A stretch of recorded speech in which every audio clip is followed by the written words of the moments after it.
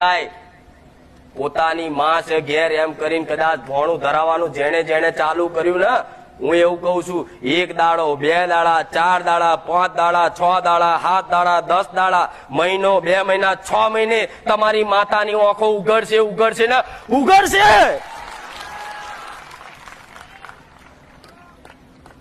પણ એ બેઠી બેઠી પરીક્ષા કરતી હોય, દીકરાનો ભાવ જોતી હોય કે મારો દીકરો ખાલી કરવા ખાતર કરે છે કે એને ખરેખરમાં મારા પ્રત્યે પ્રેમ છે, એવું ચેક કરશે તમારી માં.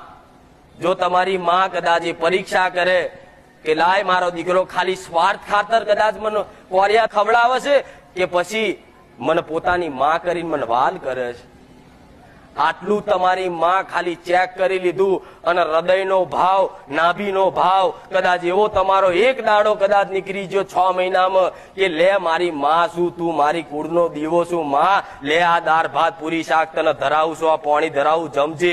કદાચ એક ઓડકાર એ પૂરી શાકનો રોટલી શાકનો તમારી માં આવી ગયો ને તો તમારી પેઢીઓ તારી નાખે.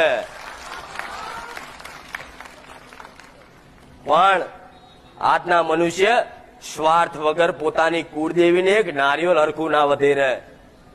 માતાજી કોમ કરે તો જ એને આપવાનું, નહીં તો નહીં આપવાનું.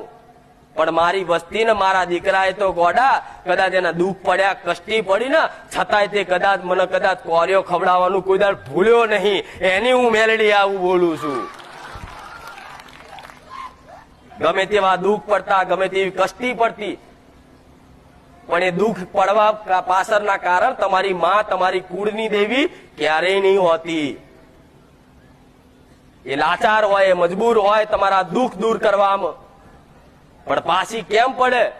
સમ તમારો સ્વાર્થ છે. તમને સ્વાર્થ એવો કે બસ મહિને કદાચ હારો પગાર પાડીએ, હારા લુગડે ટાઈટ રહીએ, ઇસ્ત્રી ટાઈટ રહીએ અને હારા દાગીના